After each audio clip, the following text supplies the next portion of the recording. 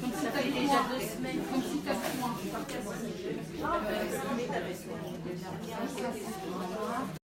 Et les as,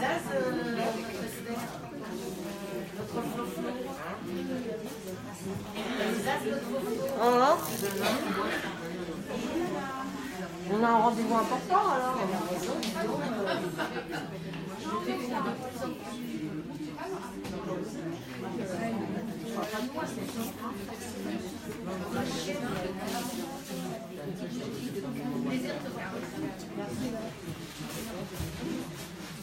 On reprend dans la Torah. C'est ça que j'ai mis. On le fait. Pourquoi ça marche pas? Ah, si ça marche.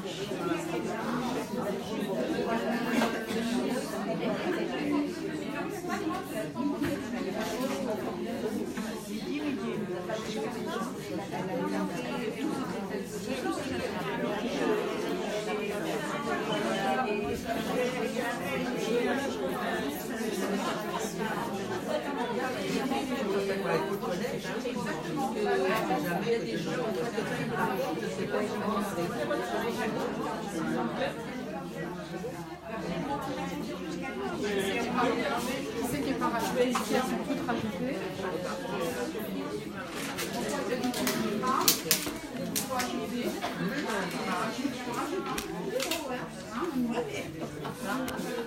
Moi, c'est bon. Moi, je vais Shabbat.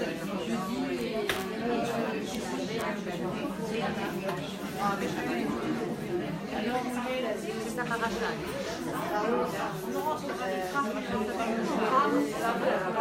En même temps, il y a eu l'anniversaire de sa femme il n'y a pas longtemps. Un groupe, il est grand qui est là.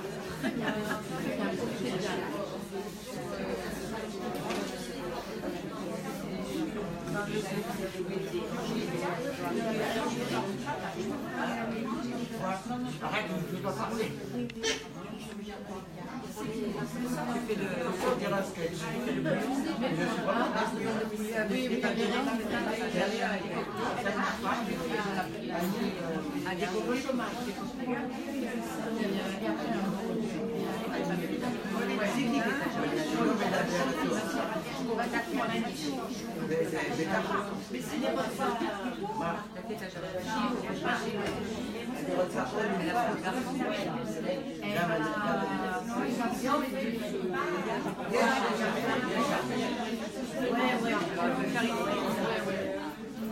Elle a mort.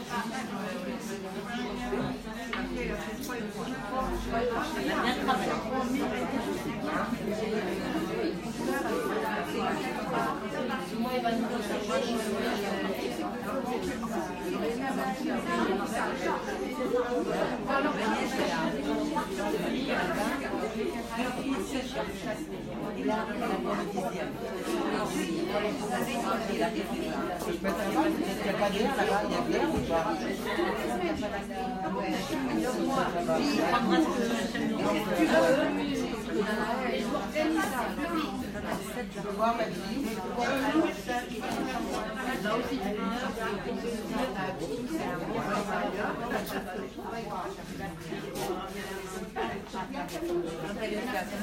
La deuxième fois, elle a été pour un garçon. Elle a essayé, elle a tiré des garçons. Et des garçons, une fille, des garçons. Non, c'est pas. Il ne manque pas les déjà, si elle te dit qu'elle est contente. Non, bientôt elle attend la prochaine.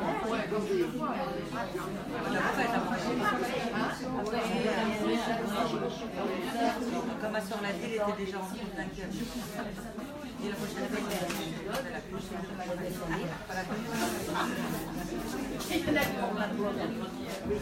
Ah oui, alors il faut que je te raconte. Attends, deux secondes. Pas d'annonceur avant.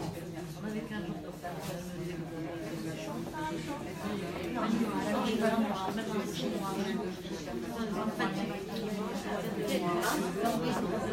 Trois mois.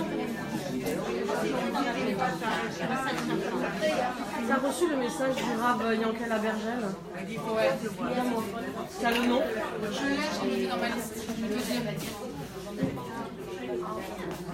T'as les Teilim, il y a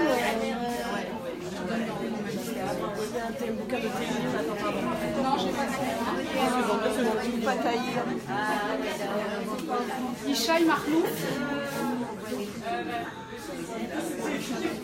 Regarde, le fils. T'as le nom là? Ouais. Tu cherches le mec là?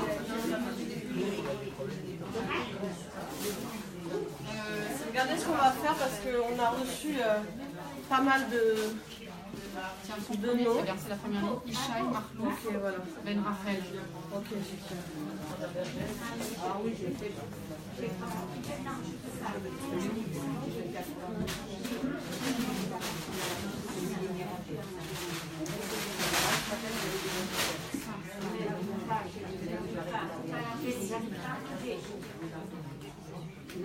Les bananes.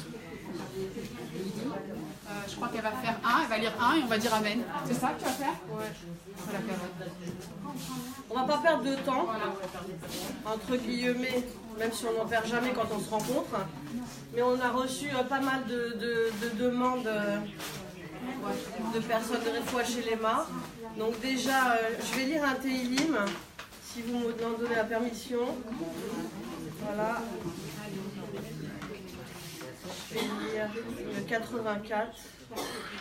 84. Parce que c'est pour quelqu'un qui s'est affaibli par la maladie. Et en général, c'est bien de le lire. Donc on va lire ce Teilim à la Refoua chez Lema de la petite Chaya Bat Myriam. Amen. Elle a commencé le traitement de chimiothérapie hier soir. Voilà, et Bezrat Hashem, on espère qu'elle n'aura aucun effet secondaire. Amen. À toutes les filotes qu'on entreprend toutes. Et que ça soit une guérison totale. Amen. Parce qu'à 22 ans, quel que soit l'âge, mais en plus à 22 ans, qu'elle va promettre qu'on ne devrait pas être à cet endroit-là, on devrait être ailleurs. Donc voilà, donc on va penser très fort à elle et à nos amis. Ensuite, je sais qu'il y a le Rav Yankel Abergel qui a demandé un message urgent pour un peu. Ça s'est éteint, les vannes. Ishaï Marlouf. Alors, donc le petit Ishaï Marlouf. Ben Rachel. Ben Rachel, voilà, qu'on répète Amen. tous Amen. Voilà, qu'il ait une Refoua chez ma Bekarov. Il y a aussi le petit David Chaim Ben Noah. Chaim Ben Noah. Amen. Et puis, j'avais aussi une autre personne, c'est, oui, la maman d'une amie aussi, on va donner d'autres noms, Dolly Messodi Batrobida, Amen. voilà, qui a fait un AVC aussi, on espère qu'elle va récupérer très vite.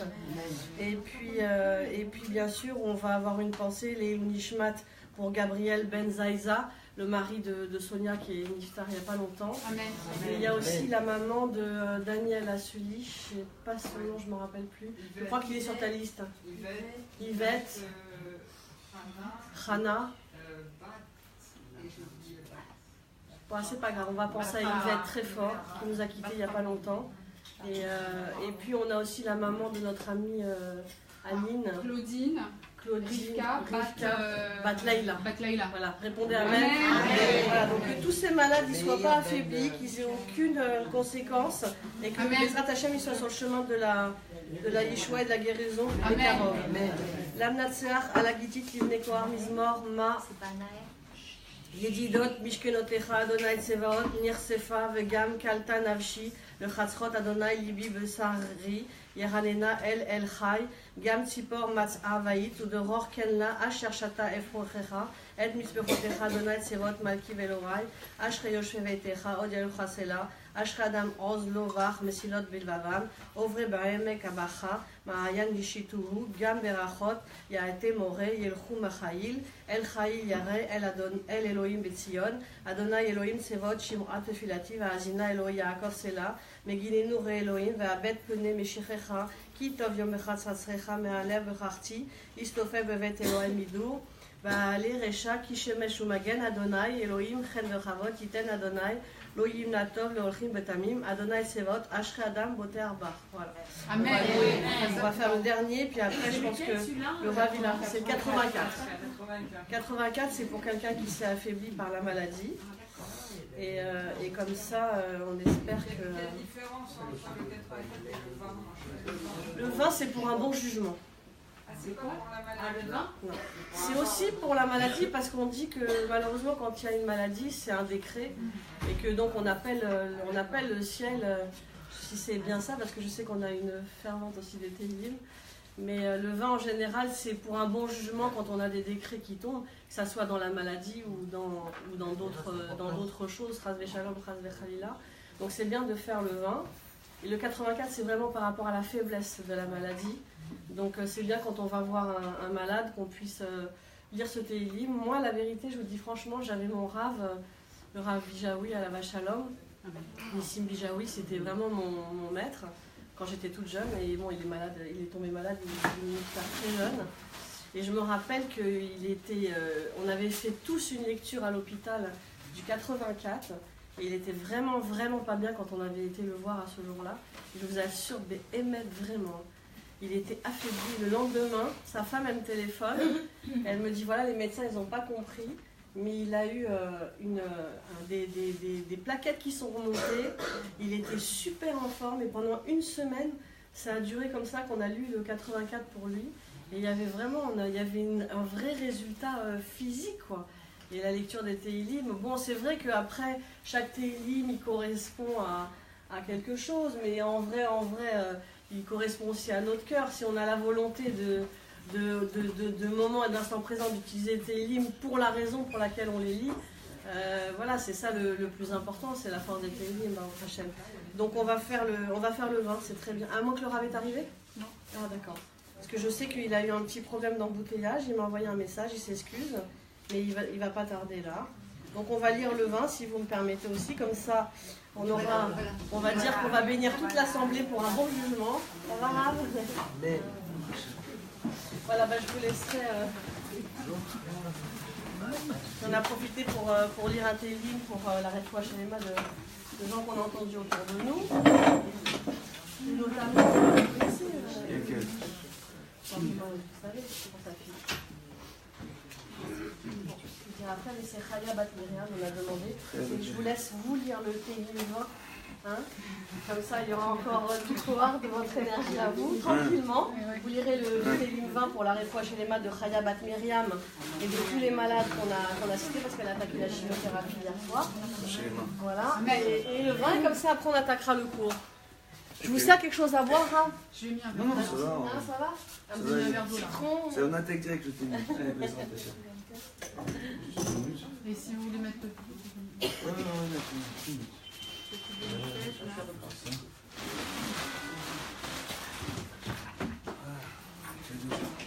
Alors le Téhilim, le vin? Ouais, pour un bon jugement.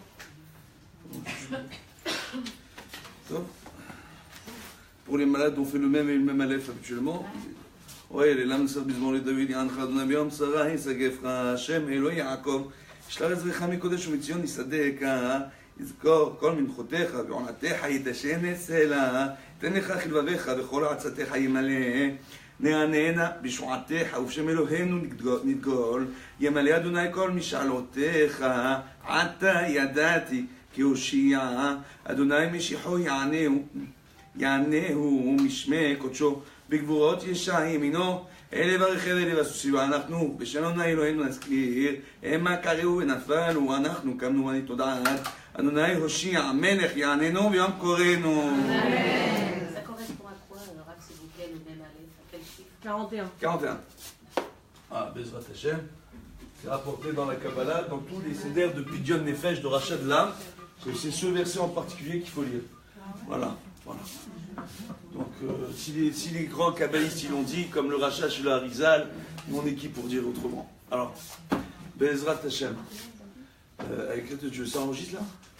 C'est Ça y est, on est en parti direct. parce que j'ai un souci de portable et si je touche, j'avais peur que ça saute. Alors j'ai dit, je laisse courir. Du coup, j'ai complètement oublié que je suis passée dans la vidéo et j'ai horreur de ça. Bezrat Hashem, on va enlever le chapeau parce que. Voilà, ça saute. Alors, excusez-moi. Excusez-moi, Rav, c'est 41 dans les Téhilim ou c'est 41 dans le jour? C'est 41 dans Téhilim. Voilà, c'est rien.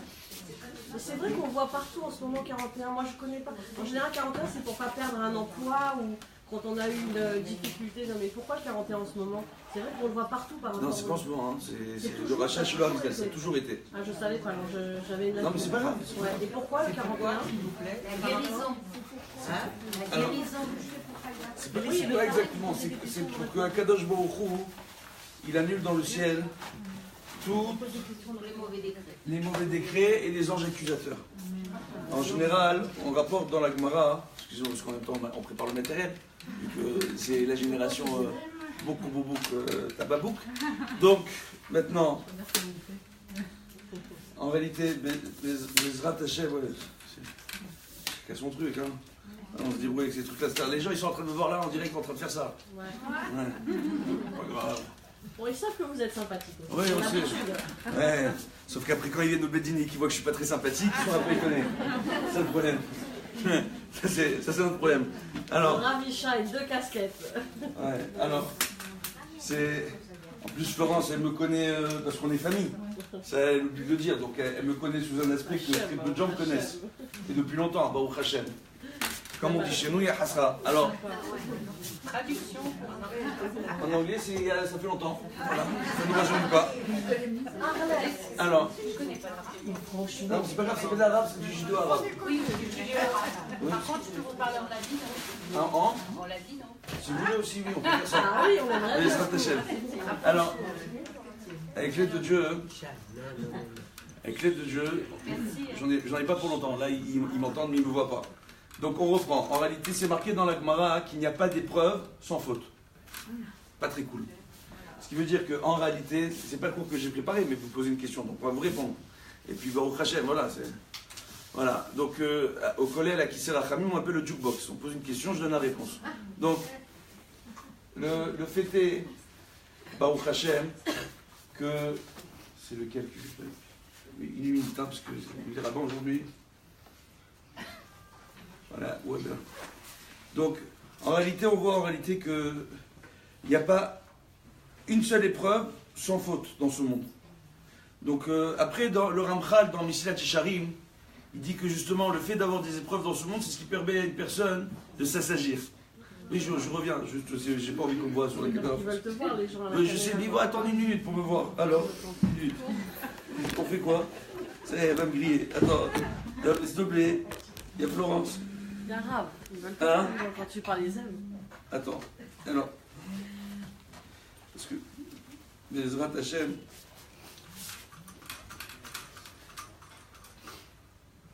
vas-y. Je suis mutant, comment c'est? Il y a une personne qui nous regarde pour l'instant, et c'est extraordinaire, sur Facebook, sur ton truc. Baruch Hashem, non, c'est bien. Est-ce que cette personne est dans la salle? Ça arrive souvent, hein. Attendez. Alors, je crois qu'il y a même qui se reconnaît. Alors, attends. Bezrat Hashem. Voilà.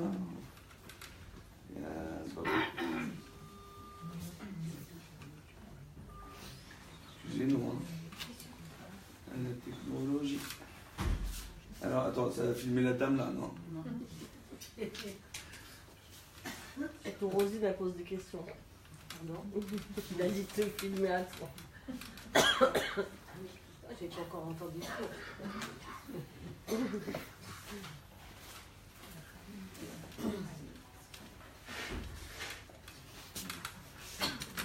Voilà.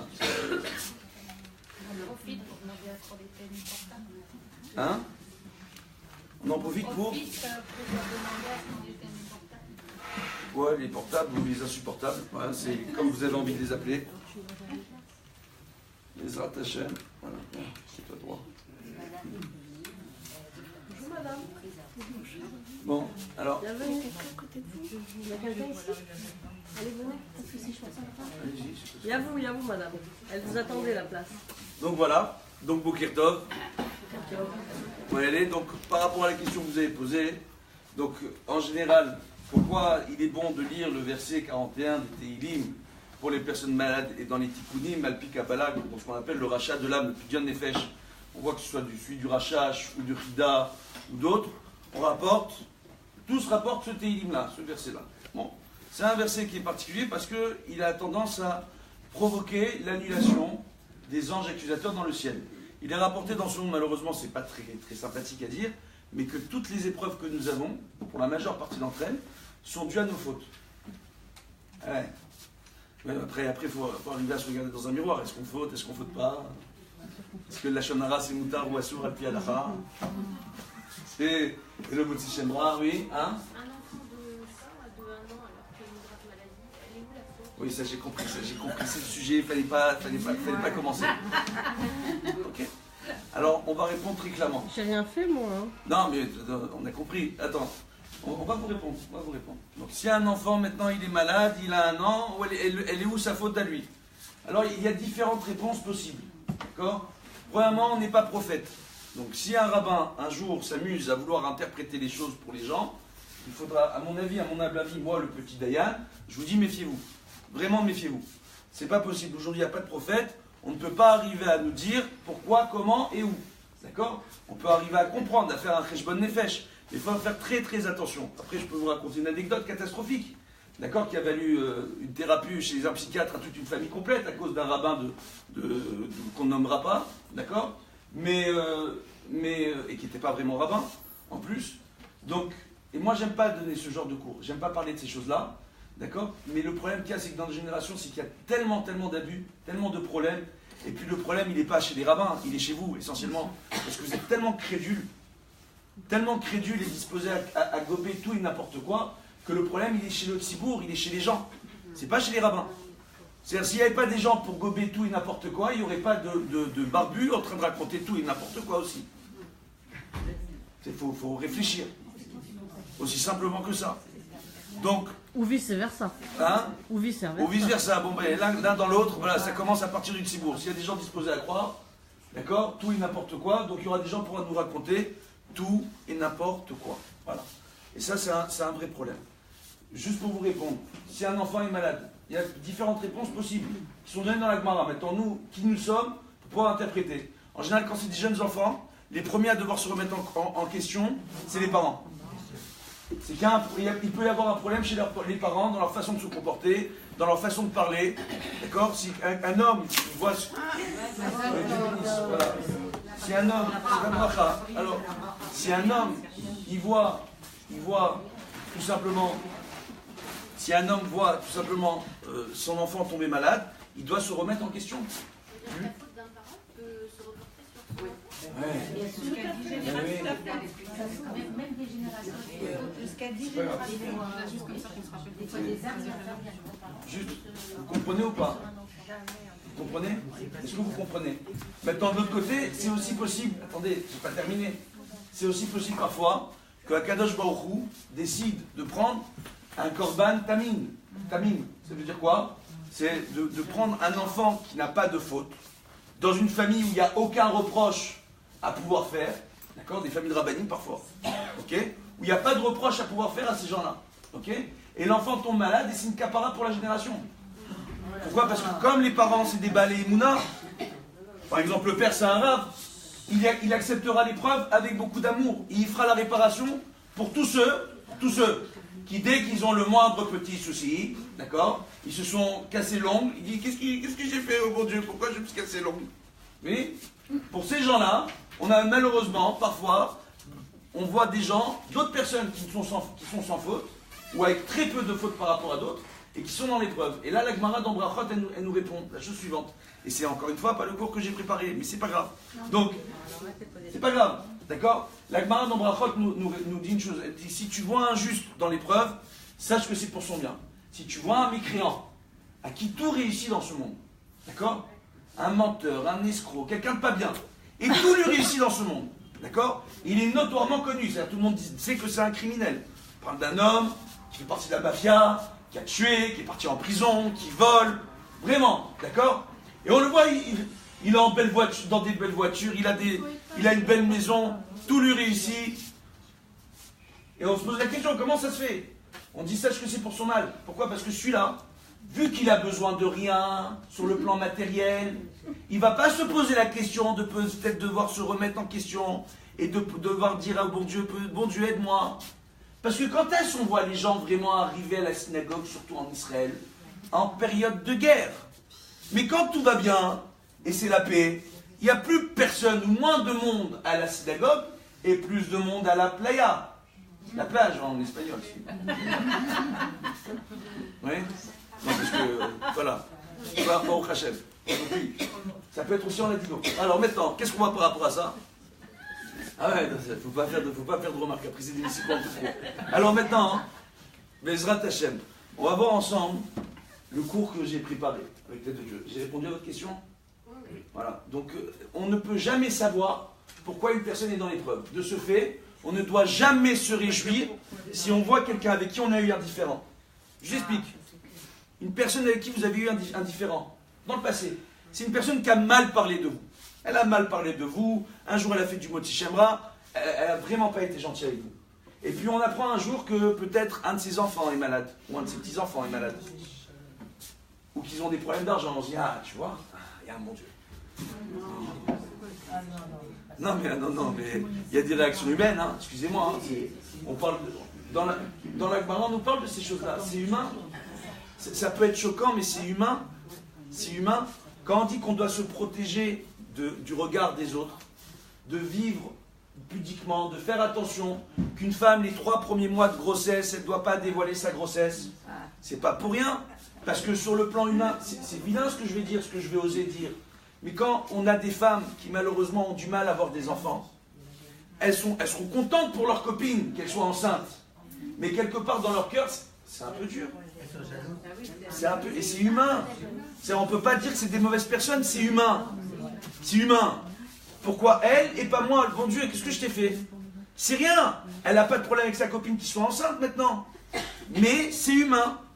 Donc, durant les 3 premiers mois où le din, il n'est pas kavua, et que la neshama, elle va commencer à descendre à partir du 40e jour dans le houbar, et qu'il n'est pas totalement viable et valable, c'est-à-dire il est encore entre deux durant ces 3 premiers mois, il est rapporté qu'il vaudra mieux attendre pour dévoiler la grossesse. Et dans certains cas, dans certaines familles, quand c'est compliqué ou quand on a affaire à des femmes qui ont eu du mal à avoir des enfants, d'attendre le 5e mois. Je rigole pas, hein. D'accord? Je rigole pas. Et c'est pas un rabbin tunisien qui le dit, c'est aussi les rabbins ashkénazim. D'accord? Qui le rapporte. Ok? Donc c'est une chose qui est importante. Maintenant, par rapport à ça, et justement, dans le thème du cours, on va voir un truc qui est assez intéressant. Comment on peut arriver, à partir de la halakha, à avoir des conclusions qui soient bonnes en termes de moussar? Parce qu'aujourd'hui, ces derniers temps, moi je le remarque et je le constate malheureusement, et je le déplore, al-pi halakha, si des hommes de Torah ont des différends entre eux, ils doivent le régler entre eux, pas en public. Oui. Attendez, je peux? Est-ce que je peux? Ça commence à applaudir. J'ai rien dit maintenant, je ne sais pas de quoi vous parlez là. Attendez, une minute. Ils doivent le régler entre eux, pas en public. Donc ils doivent réussir à discuter entre eux.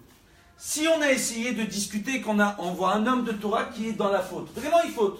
Mais on a essayé de discuter avec lui, de le relancer, et il y en a plusieurs qui ont essayé de discuter avec lui, et il ne veut pas écouter. On a de lui dire, ton enseignement il n'est pas bon, Al-Pi Halakha il est problématique. Alors là, il faut passer par des dayanim et des poskim, pour savoir si oui ou non, on doit en public parler de ce problème-là. Et c'est pas évident. Ce n'est pas évident. Et aujourd'hui, on voit que malheureusement, on a tendance sur Internet.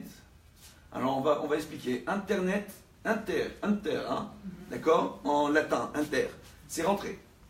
Net, nun tuma. Les 50 degrés d'impureté. Donc, attendez. Donc maintenant, avec Internet qui nous font arriver au 50e degré d'impureté, on dit quelle sera la différence? Le Zohar nous rapporte. Quelle sera la différence entre la génération qui est sortie d'Égypte et la génération Ikva Demshikha, notre génération, d'accord, le talon. Alors on dit le talon c'est bien parce qu'on tire dessus et que peut-être on est plus grand que les générations d'avant parce que nous avant Mashiach. Mais en même temps le talon il est tout petit, hein, et le talon il a la traîne, il est le dernier. Donc ça veut dire on est la génération Mi-Hatata, d'accord, on est la génération des fatigués. La majeure partie d'entre nous, on est des Gilgoulim, ça veut dire que on est des réincarnations parce qu'on n'a pas été sages dans des vies antécédentes, d'accord, et précédentes. Donc on revient dans ce monde, hein, d'accord, et on doit essayer de se réparer. Alors qu'aujourd'hui on a une Torah extraordinaire, traduite dans toutes les langues, que même les non-juifs qui nous regardent, et même les missionnaires, les danseurs de Jéhovah, de la Java et compagnie là, d'accord, ils nous regardent, ils essayent d'apprendre pour apprendre un maximum d'informations. Je vous dis bonjour. Je sais que vous me regardez. Alors, maintenant, par rapport à ça, justement, qu'est-ce qu'on voit on voit par rapport à tout ça, on voit par rapport à tout ça, on voit que dans cette génération-là, les gens se permettent de s'apostropher un petit peu trop facilement. C'est un peu trop facile. Et de critiquer l'autre un petit peu trop facilement aussi. Et c'est très très facile. Et en plus, le problème des réseaux sociaux, parce que moi c'est un truc, ça fait longtemps que je n'ai pas donné de cours là-dessus, parce que à chaque fois que je me connecte pour donner un cours, je pleure. Quand je vois les commentaires, les gens et leur façon de se comporter.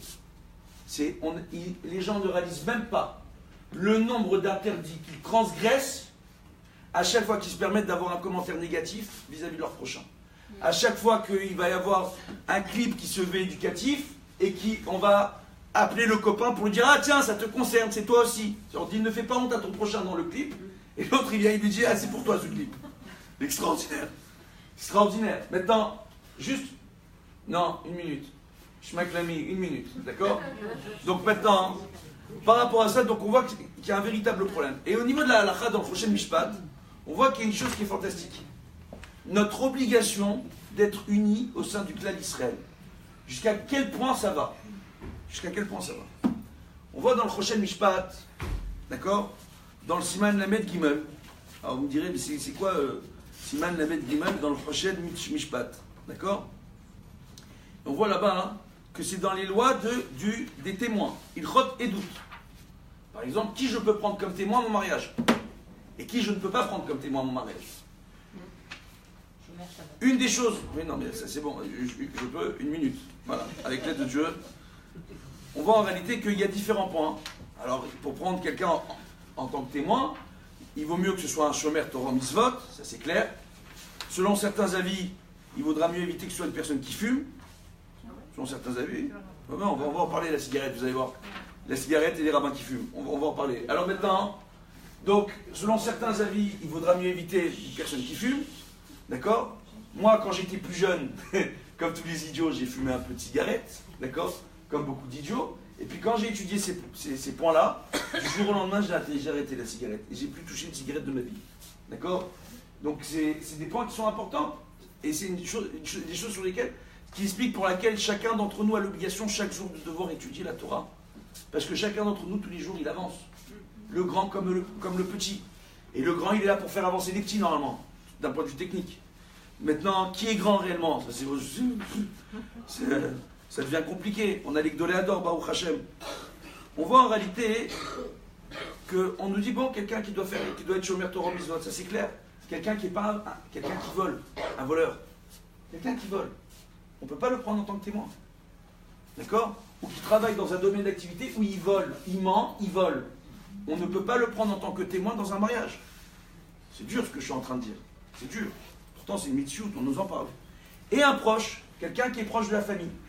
Ou encore, quelqu'un qui nous aime ou quelqu'un qui nous déteste. Compliqué, non? C'est-à-dire quelqu'un qui m'aime, je ne peux pas le prendre en tant que témoin. C'est comme ça, c'est marqué. Attendez, on va expliquer parce qu'après on va s'embrouiller.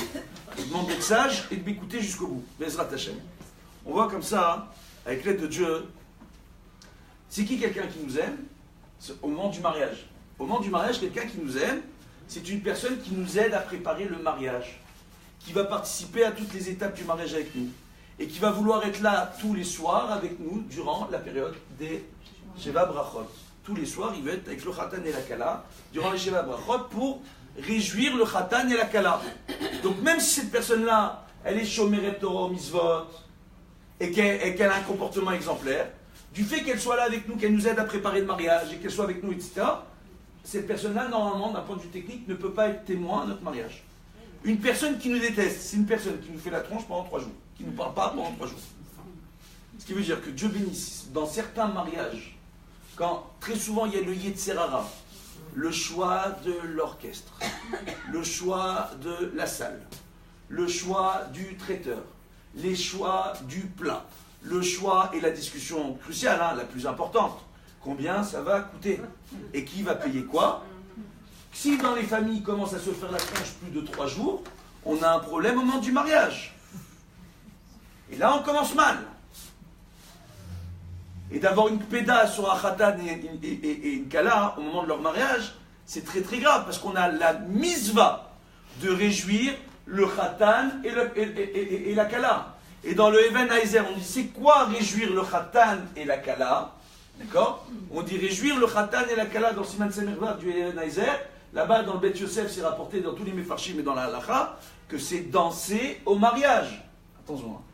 Danser quand les danses, elles sont séparées et qu'on respecte la halacha. Ah ouais.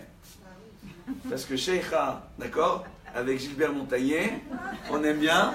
J'ai rien contre Gilbert, je l'aime beaucoup, Dieu bénisse pour lui. Que Dieu lui prête une longue vie jusqu'à 120 ans. D'accord, une bonne santé. C'est une neshama extraordinaire, quelqu'un d'extraordinaire. Baruch Hashem. Mais voilà, les danses mixtes, c'est pas top dans les mariages. C'est pas top pour différentes raisons. Et on va pas rentrer dans le détail ici. C'est pas top. Et Baruch Hashem, on voit que de plus en plus même de personnes non religieuses prennent un moment au début du mariage pour mettre une mechitza. C'est déjà un début. Pour respecter la famille, les religieux, le rabbin qui reste un petit peu. Voilà. Et c'est un début. Chouïa, doucement, on va y arriver avec l'aide de Dieu. Avec l'aide de Dieu. C'est une simpra qui est importante. C'est une simpra qui est importante. Je parle des danses, je ne parle pas des tables. Les tables, c'est autre chose. Les tables peuvent avoir des coulottes au niveau des tables. D'accord? Je parle au niveau des danses. Il faut vraiment les danses qu'elles soient séparées. Et quand on dit séparées, il faut que les hommes, quand ils sont assis, ne puissent pas voir les femmes en train de danser. Le problème, c'est pas. Le problème, c'est ça le problème technique. Vous comprenez? C'est que les hommes, dans notre tête, on n'est pas très net. Tous les hommes. Comprenez? Donc on n'est pas censé regarder la femme de son prochain, ou une petite de 15 ans en train de danser, une gosse de 14 ans en train de danser, et commencer à avoir des drôles d'idées. Chas v'shalom. Comprenez? Ou des petites vannes. Hein? T'as vu la fille de Maurice, comment elle est... Du bénis, hein? Elle a bien poussé. Mais on en rigole. Il vaut mieux en rire qu'en pleurer, mais parce qu'en réalité, on devrait en pleurer. Maintenant, là je sais, c'est pas bien de parler des autres, et moi dans le cours je suis en train de... Maintenant, pourquoi on parle de tout ça? Parce que dans la halakha, on nous parle de toutes ces choses-là. On nous parle de toutes ces choses-là. Au-delà de tout, il y a une règle sociale. Dans la halakha, on nous parle de comment nous comporter vis-à-vis de notre prochain, en société. Et c'est très très important. Regardez là, maintenant, c'est extraordinaire. Extraordinaire. On nous dit maintenant... Donc quelqu'un qui nous déteste, c'est quelqu'un qui nous n'a pas parlé 3 jours. Quelqu'un qui nous aime, c'est quelqu'un qui participe à toutes les préparations du mariage avec nous et qui va nous réjouir durant toute la période du mariage. D'accord? Le prendre comme témoin, c'est un problème. Donc si on sait que c'est quelqu'un qui... C'est un problème. D'accord? Raison pour laquelle très souvent, par exemple, en Afrique du Nord, les rabbinim faisaient venir le gabaï de la synagogue, d'accord? Un chazan ou 2 rabbins, des gens qu'on ne connaissait pas forcément. Là, il n'y a plus de problème. Là, il n'y a plus de problème. L'autre point qu'il y a, et qui est intéressant, on dit un proche de la famille. Alors, proche de la famille, on va se dire, ah, c'est un des 7 proches. Hein? C'est-à-dire, les femmes, on ne les prend pas comme témoins, sous la roupa, on prend des hommes. Pour quelle raison on prend 2 témoins? Tout simplement parce qu'une femme, au moment où elle va se marier, il faut arriver à la protéger. D'accord? Et lorsqu'elle se marie, bah, on estime qu'une jeune femme, d'accord, Baruch Hashem, par rapport à l'éducation qu'elle a reçue, aux valeurs qu'elle a reçues. D'accord? On ne lui donne pas une valeur marchande, chas v'shalom. Hein? On n'est pas à l'époque des chameaux, c'est pas ça.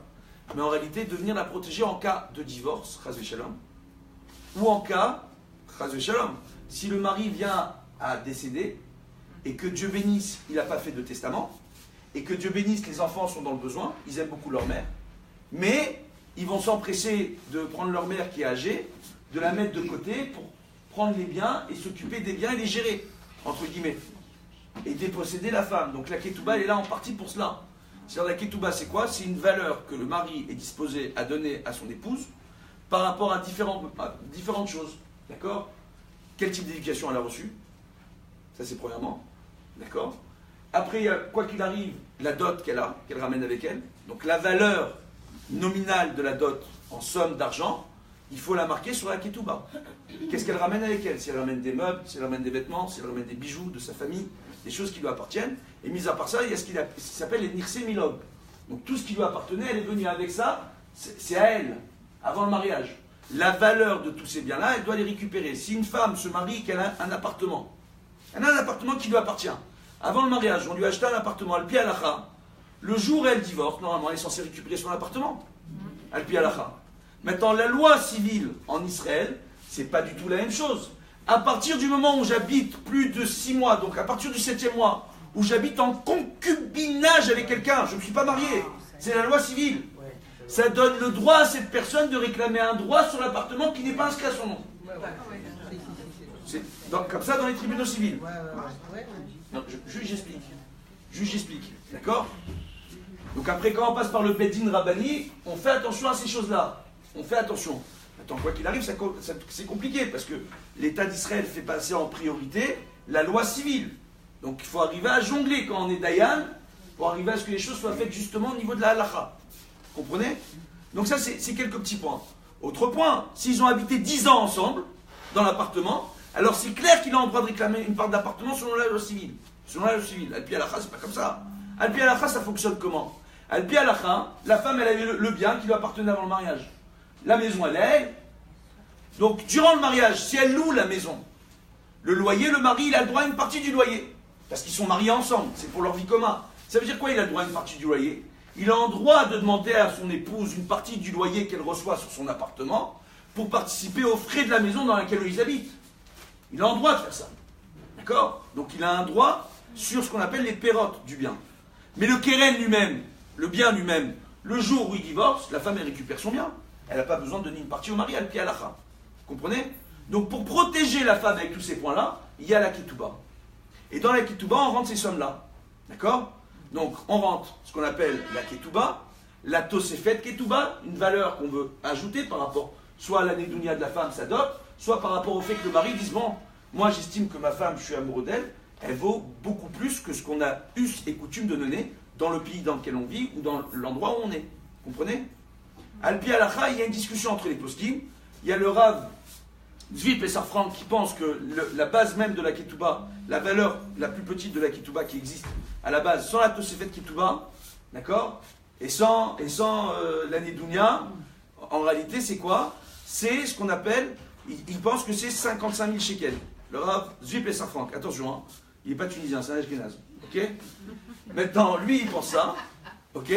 Il pense ça. Et le Rav Ovadia Yosef lui dit non, la valeur minimale par rapport à la somme qui est marquée en araméen, et par rapport à aujourd'hui, c'est 5 000 shekels. Il y a une discussion entre différents poskim pour savoir quelle est la somme. Vous voyez, il y a une différence. Non mais juste j'explique. Alors par rapport à ça, pour régler ce type de problème et ce type de différend, on a pour coutume de rajouter à ces sommes-là. C'est rare de voir une ketouba qu'avec 5 000 shekels ou 55 000 shekels. On a pour coutume de faire ajouter sur cette somme-là. D'accord? Pour mettre d'accord les parties, pour les sortir de ce débat-là, sur la somme de la ketouba. Et de rajouter, si elle a des biens, si des biens qui lui appartiennent, etc. Donc, on reprend. Vous avez compris tout ce qu'on est en train de vous dire? Très bien. Maintenant, si la femme demain, le mari, il veut demander le divorce, ou elle-même, elle veut divorcer, elle veut réclamer la ketouba, pour se protéger elle-même. Pourquoi? Parce que n'importe quelle épouse, même si aujourd'hui les mœurs sont avancées, Baruch Hashem, et que les femmes travaillent, elles sont de plus en plus actives, mais déjà à l'époque de la Gemara, dans Masechet Kiddushin, il était rapporté qu'il était de conseiller aux hommes de choisir une femme qui soit active, pour qu'elle puisse, les premières années du mariage, laisser son mari étudier la Torah le temps que des enfants viennent. Et elle était en droit de dire à son mari, reste étudier la Torah si elle était disposée à assumer le foyer. Mais le jour où la femme vient et dit à son mari, je ne veux plus, ou je ne peux plus, c'est pas une question de pouvoir, hein, même si elle ne veut plus, le mari a l'obligation d'arrêter de s'asseoir et d'étudier et d'aller travailler. C'est la halakha. D'ailleurs, quand ces questions-là se posent, et que les gens vont voir les Gdoléador, Zichrono Livracha, comme le Rav Shtelman, comme le Rav Chaim Kanevski, pourquoi je nomme ces rabbanim-là plutôt que vous nommer d'autres rabbanim? Parce qu'ils font partie de la chita lituanienne. C'est des grands de la génération chez les Lituaniens. D'accord? Eh bien, Ben pour Joseph, ils sont vraiment grands pour notre génération. Donc même pour nous, c'est des grands. Baruch Hashem. Donc maintenant, qu'est-ce qu'on voit? Quand on va voir ces rabbanim-là, que chez eux, d'Afka, il y a cet enseignement et ce devoir de chaque fils doit s'asseoir au kollel, dans le monde lituanien orthodoxe, d'accord? Et bien ces rabbanim-là, qui eux, normalement, devraient encourager les hommes à s'asseoir et étudier, quand ce type de questions se pose, ils disent aux hommes clairement qu'ils doivent aller travailler. C'est la halakha. C'est la halakha. Ouais, ah bon. Alors maintenant, ouais, bravo, bravo Hachem. C'est la halakha, il n'y a pas à discuter avec la halakha. Maintenant, on va continuer avec les deux jeux. Bezrat Hachem. Ok? Donc, si je peux me permettre, c'est en fonction de la femme. C'est la femme. C'est la femme. J'ai besoin. Si la femme est disposée, C'est la femme de si la femme, Dieu bénisse, c'est une échetraïl, elle est disposée, elle peut, elle assume, etc., elle n'a pas de problème avec ça, on n'a pas à se mêler. On laisse le couple. D'accord? Baruch Hashem, il n'y a aucun problème. Mais si la femme, elle ne veut pas ou elle ne peut pas, d'accord? C'est important. L'obligation, il est rapporté dans la Gemara qu'un Talmid Racham n'est pas appelé Talmid Racham si la femme, ses enfants. Si les enfants, ils ont faim, ils ont faim, ils n'ont pas de quoi manger, on ne peut pas appeler cet homme Talmid Racham. Il n'y a pas de Inyan comme ça. D'accord? Ça n'existe pas. Donc il faut bien arriver à comprendre. C'est des points importants. C'est-à-dire, si lui, il ne veut pas manger, c'est son problème. Si la femme est disposée à ne pas manger, c'est son problème à elle. Mais les enfants, ils doivent manger. Ça, c'est clair. Maintenant, par rapport à ça avec l'aide de Dieu, on voit, donc pour protéger la femme, si Chas v'Shalom demain, la Ketouba, elle se perd. D'accord? Ou Chas v'Shalom, comme ça arrivé en Europe de l'Est, d'accord? En Tchécoslovaquie ou dans d'autres endroits, comme c'est rapporté dans la Halacha, que des gens sont venus, des Cosaques ou autres, sont venus, des armées sont rentrées et ont brûlé tous les fichiers de la Rabbanout et ont saisi toutes les Ketubot pour enlever les femmes, etc. Alors allez-nous. Ils n'ont plus de Ketouba. Comment on fait pour savoir qu'est-ce que le mari a donné? Alors, on va dire, bon, il y a un minimum. Il y a ce qu'on avait l'habitude de donner dans cet endroit-là. D'accord? Ou dans une famille. D'accord? Par rapport aux familles. On ira vers la somme la plus importante. Si dans la famille du mari, on avait pour coutume de donner une somme importante aux femmes au moment du mariage, et dans la famille de la femme des sommes moins importantes, on ira selon la famille du mari. Et si c'est l'inverse, on ira selon la famille de la femme. Vous comprenez? Ça, c'est premièrement. Maintenant, le seul point qu'il y a, je sais que c'est un cours d'Alakha, mais c'est ce que je kiffe, moi, hein, c'est ça la Torah.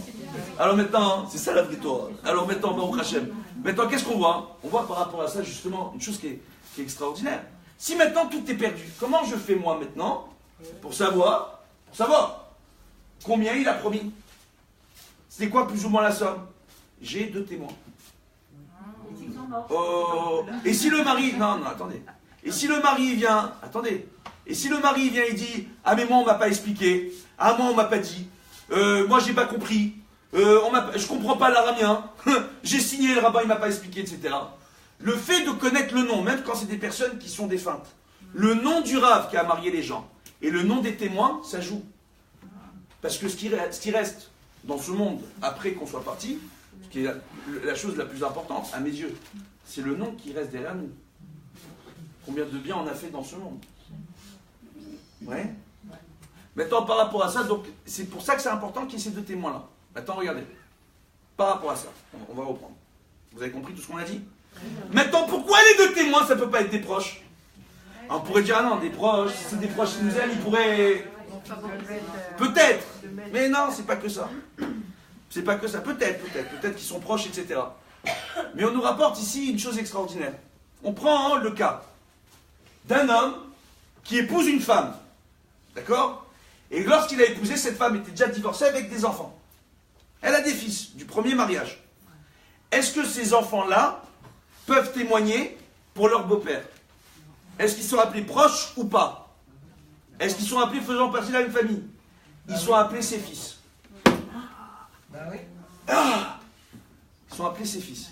Donc ils ne peuvent pas venir et témoigner en faveur ou pour le beau-père. Ils ne peuvent pas. Ils sont appelés les fils. Ils ne peuvent pas témoigner. Les fils. Ils sont proches. Dans ce cas-là, ou dans n'importe quel autre dîme Torah, ils font partie des proches. Donc, vous comprenez ce qu'on est en train de vous dire? Le beau-fils, la belle-fille, le beau-père, la belle-mère. Qu'est-ce qu'on vous aime, les belles-mères? Hein? Donc, qu'est-ce qu'on voit? On voit, non, je vous explique juste. Non, dans certains cas, on peut accepter. Dans des cas de différents, de Nézikim, etc. Voilà. Donc, juste, je vous explique. Maintenant, ça veut dire quoi? Une femme, elle ne peut pas témoigner. Donc, une femme qui arrive au Beddin, elle ne peut pas se représenter, elle ne peut pas parler, elle ne peut pas témoigner. Bien sûr, une femme, on peut entendre ce qu'elle a à dire. D'accord? Et qu'on prend en compte son témoignage. Dans le cadre de la Ketouba, une femme ne peut pas témoigner. Dans certains domaines de la halakha, une femme ne peut pas témoigner. Mais en cas de Nézikin, une femme d'affaires, elle est indifférente avec un homme. Elle ne peut pas se représenter devant un Beddin? Bien sûr que si. Donc maintenant, par rapport à ça, qu'est-ce qu'on voit? On voit justement que, donc, on est appelé proche. Oh, c'est quelqu'un de proche. Ce qui veut dire encore mieux que ça, les neveux de mon mari. Il y a des familles où disent les neveux de mon mari, c'est pas mes neveux, c'est les neveux de mon mari. On n'est pas famille. Et pourtant, on voit à partir de ce siman-là de la halakha qu'il y a cette notion de famille.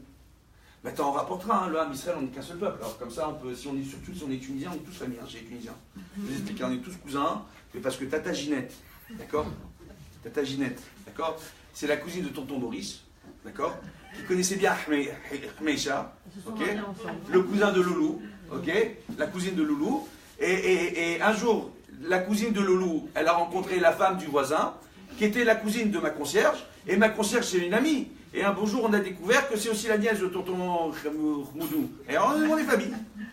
D'accord? Ça, c'est version tunisienne. On ne parle pas de version comme ça.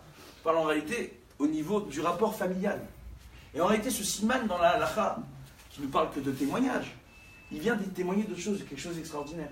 Le lien que l'on se doit de tisser au sein des familles. Dans la halakha, dans Baba Mitzia, Daf Aïn Amoud Aleph, on nous dit que aider son prochain, il y a un ordre de priorité. La tzedaka, il y a un ordre de priorité. Si quelqu'un dans ma famille, et dans ma famille, il y a ma belle-mère, il y a mon beau-père, que Dieu les garde en bonne santé, ces deux-là, Dieu bénisse pour eux. Alors maintenant, il y a mes beaux-frères, il y a mes belles-sœurs. Qu'est-ce qu'on voit? On voit que si eux sont dans le besoin, ils font partie de la famille. Si on le siman de la halakha dans Yitro Tedut, oh, ils sont peut-être prioritaires. Mais s'il y a des enfants qui n'aident pas, C'est-à-dire par rapport au beau-frère ou à la belle-sœur, et qu'elle a des enfants et que les enfants ils n'aident pas. Ah, ça c'est autre chose. Ça c'est autre chose. Ça c'est. On va dans le siman Reshpem Zayin. Non mais nous, maintenant, comment on se place? Je peux. Oui, pardon. C'est qui par rapport à vous? C'est une belle-sœur? Devant tout le monde, on parle d'histoire de famille? Non, dites-nous comment on se place. Donc, il faut faire attention aux questions. C'est juste, j'essaie de vous dire, faites attention aux questions que vous posez en public. Pardon. Surtout quand on parle de ce sujet-là, les gens peuvent avoir des conclusions faciles. On ne parle pas de votre famille, on parle de personnes dans notre famille. On parle en théorie. Donc, dans une famille, maintenant, où il y a des parents qui sont dans le besoin, les enfants qui refusent de les aider, et maintenant, nous, c'est mon beau-frère et ma belle-sœur. Avec leurs enfants, les enfants ne les aident pas. Est-ce que je dois les aider ou pas? Si les enfants ne sont pas disposés à respecter la halakha, parce que des enfants, normalement, on est en droit de les obliger à donner la tzedaka à leurs parents, si les parents n'ont pas de quoi manger. C'est quelque chose d'important. Ça, on le rapporte dans Siman Reshpem Zayin, dans la halakha. D'accord? Dans l'Uredea, dans les Chod Tzedaka. Les parents sont prioritaires. D'accord? On peut même forcer un enfant, normalement, il doit s'enlever le pain de la bouche pour donner à manger à ses parents. Al-Pi halakha. C'est-à-dire, moi, mes parents n'ont pas de quoi manger, je m'enlève, pas moi, parce que au Khachem, ça se voit que je ne manque pas de quoi manger. Donc, en même temps, les Tunisiens, on est capable de choper les calories dans l'air, donc on respire, on grossit. Alors, donc, c'est pas la faute de l'huile dans la Kéla, c'est pas ça, du tout. Alors maintenant, par rapport à ça, non, parce que à ce qui paraît, la nourriture de Shabbat, ça ne fait pas grossir. Non, mais on va discuter de ça, on va discuter après, parce que normalement ça pourrait être vrai si on respectait la halakha comme il faut. Maintenant, avec l'aide de Dieu, qu'est-ce qu'on voit justement? On voit que si les enfants, ils ont l'obligation, s'ils ne sont pas disposés, nous on fait quoi? On laisse des personnes dans le besoin, on doit venir, on doit les aider. On doit venir, on doit les aider. Maintenant, si les enfants, nous, on ne sait pas, parce que très souvent, on juge les gens par rapport aux apparences. Et moi, je peux vous dire, malheureusement, que parfois, il m'a été donné de voir des gens avec d'apparence. Ils ont des belles montres. Maintenant, c'est peut-être des montres chinoises. D'accord? Des imitations. Et nous, on ne sait pas faire la différence entre la vraie et l'imitation, parce qu'ils prennent tous des imitations.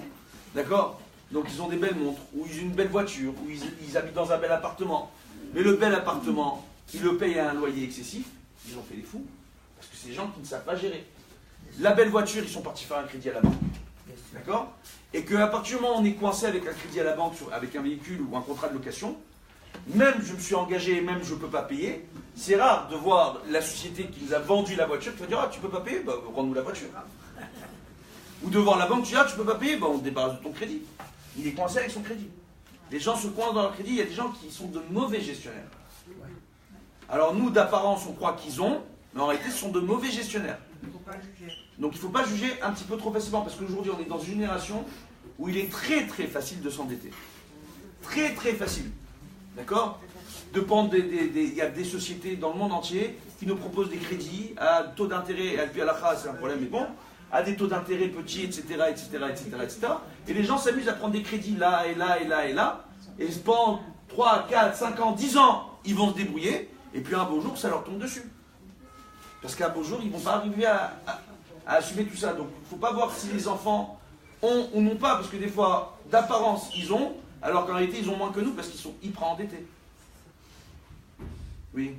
Et si ça peut quelque part gêner une personne parce qu'elle est de la famille, est-ce que cette gêne qu'on va lui occasionner, elle va passer par-dessus ce que dit la Lara, c'est-à-dire d'abord donner à sa famille, ou est-ce que Donc une personne qui fait partie de la famille, voilà, qui est dans le besoin, ça risque de la gêner. Voilà, cette personne va se sentir mal, elle va dire je ne peux pas. Bon, alors il y a différentes techniques. Il y a la technique de mon grand-père, le Rav Chaim Mishai. Zecher Tzadik Kadosh Livracha. Je vais vous raconter cette technique. La technique de mon grand-père, c'était d'envoyer mon père avec mes oncles. Ils s'en souviennent, les cousins. Que ce soit Gabi, Miro ou tous les autres, que Dieu les garde en bonne santé. Moi, il est des noms très tunisiens. Gabi, Miro, Juju, on vous embrasse les tontons. Alors maintenant, qu'est-ce qu'on va par rapport à ça? Ouais, oh, Hachem. Donc, on voit quoi? On voit qu'il avait pour technique de les envoyer et de mettre des enveloppes en dessous des portes ou dans les boîtes aux lettres. Ça, c'est premièrement. D'accord? Ça, c'est premièrement. Deuxièmement, quand on a quelqu'un dans la famille, moi je dis aux gens de la famille, tu sais qu'il n'a pas de quoi manger. Qu'est-ce qui t'empêche d'aller lui rendre visite et d'aller avec des cartons de nourriture et tu lui déposes devant la porte? Qu'est-ce qui te dépose? Voilà, et tu lui déposes chez lui, tiens, voilà, je t'ai ramené. Voilà, truc. Mais pourquoi? Non, comme ça fait plaisir. Voilà, il y avait des promotions, j'ai pensé à toi. Ah, combien je te dois? Mais rien, c'est petit, ça m'a rien coûté. Hein? C'est des techniques. Bah, au Hachem. Donc ça, c'est important. Ou encore une autre technique possible, d'aller voir des associations qui s'occupent d'aider les familles et de leur dire, voilà, c'est quelqu'un de ma famille, je veux l'aider, je vous donne tous les mois ce qu'il faut, allez vous en occuper. Voilà. Et apporter, donner, d'accord? Et voilà. Et comme ça, les gens ne sont pas gênés, d'un côté comme de l'autre. Nous, on a une veuve à Tania qui a 11 enfants. Elle est veuve. Elle a 11 enfants. Le plus grand de ses enfants, il a 15 ans. Ah ouais. D'accord? Ça a été toute une opération de le ramener à manger. Il y a une association qui m'a appelé, qui m'a dit, Vodarav, on a une femme, elle ne nous répond pas au téléphone. Elle a honte. Elle a honte de recevoir la nourriture. Honte. Donc à la fin, moi j'ai un garçon, un ami d'enfance, Ben Porat Yosef, c'est un grand sadique. Il a monté une banque alimentaire à Natania, ni il demande des dons à personne, ni il fait rien, il fait tout Betsina, il ne veut même pas qu'on sache que c'est lui. Il distribue toutes les semaines des centaines, voire des milliers de cartons sur Natania, à des familles dans le besoin le plus total. Et il prend conseil avec les Dayanim, avec le Beddin de la ville, parce que nous on a les dossiers, on a accès aux dossiers de la Revacha, on sait vraiment qui sont les personnes qui ont besoin. Donc il travaille avec nous, il va, il leur distribue.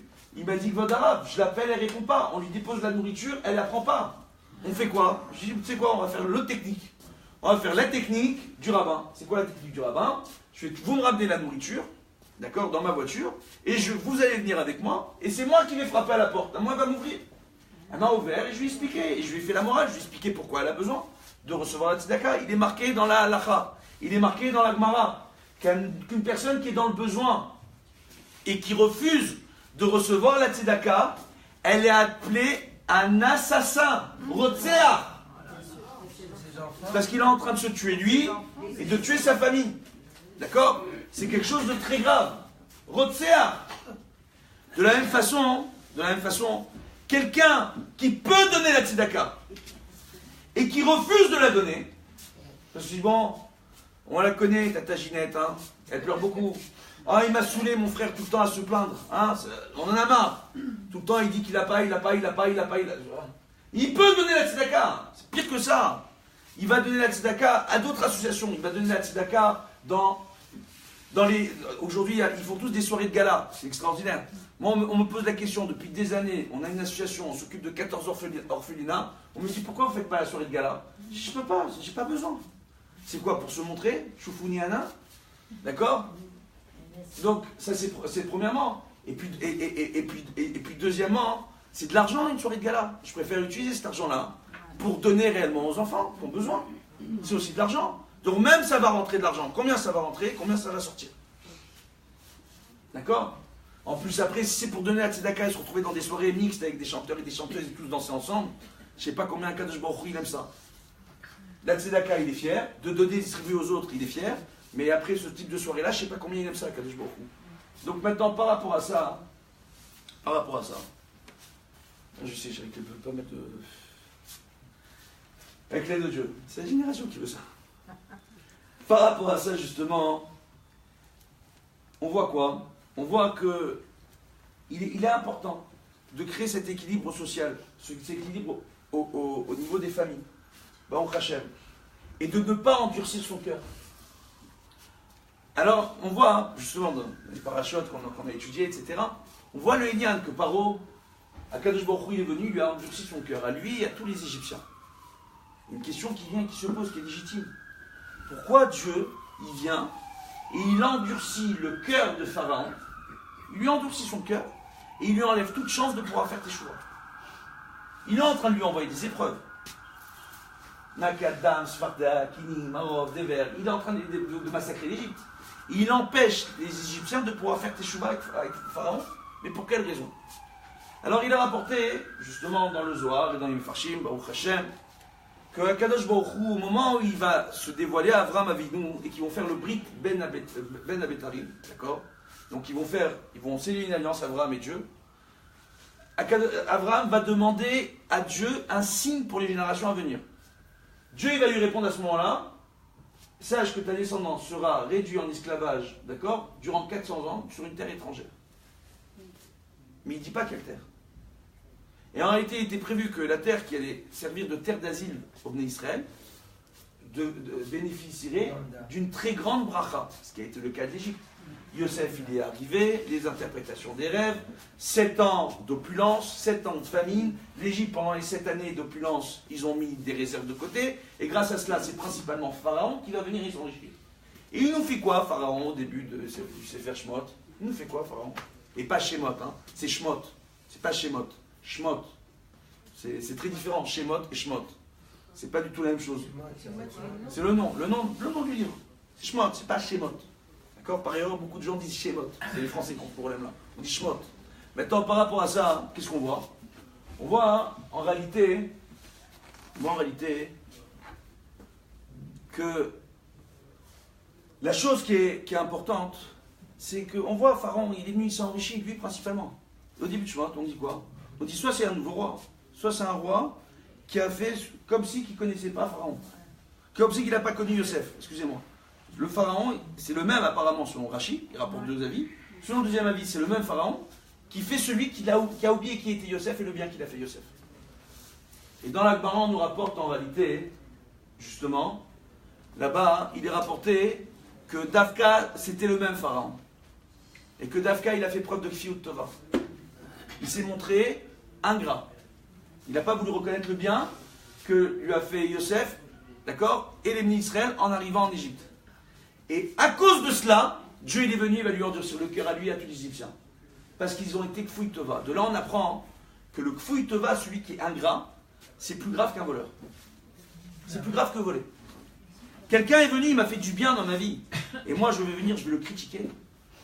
Quelqu'un, il est venu dans ma vie, il a été bon avec moi à un moment donné. Et dans un moment de faiblesse, moi je viens, je lui tape dessus. Ou au moment où il se trompe, au lieu de chercher à discuter. Rabbi Meir Balanes, avec son rave, Acher, d'accord? Il est venu jusqu'à la fin, quand c'est devenu un apikoros. C'était un des plus grands maîtres parmi les Tanaïm. Un des plus grands maîtres. Il a arrêté de pratiquer Torah Mizot à l'époque des Tanaïm. Il a tout arrêté. Rabbi Meir Balanes, il a dit, je ne vais pas lâcher. Je vais continuer à discuter avec lui jusqu'à qu'il fasse teshuva. Et jusque dans la tombe, il est venu chercher, c'est dans la tombe, au moment de son décès et dans la tombe, que son maître Acher est venu, il a fait teshuva. Et pourquoi Acher est devenu Acher? Parce que son père voulait que son fils, son père qui était un homme riche, voulait que son fils soit un grand Torah. Et qu'il a été éduqué pour étudier la Torah, pour être grand Torah. Si j'étudie la Torah pour être grand Torah, c'est pas pour la Rouchaniout, c'est pas pour la spiritualité, c'est pas pour la Vodat Hashem que je cherche à étudier la Torah. C'est pour me grandir moi. Si j'étudie la Torah pour donner des cours sur internet ou ailleurs, c'est pas pour Akadosh Baruch Hu que je fais les choses, c'est que pour moi, que mon nom soit connu, qu'il y ait beaucoup de vues, etc. sur internet, c'est grave. On n'est plus dans la Rouchaniout, on est en pleine Gashmiout.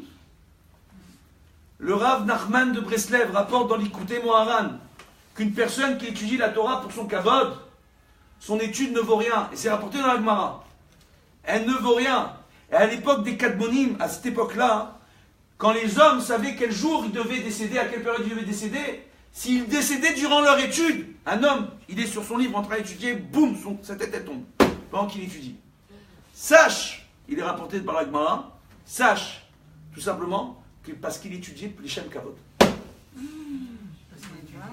Les Shem Kavod, pour se grandir aux yeux des autres. Ça, c'est un problème.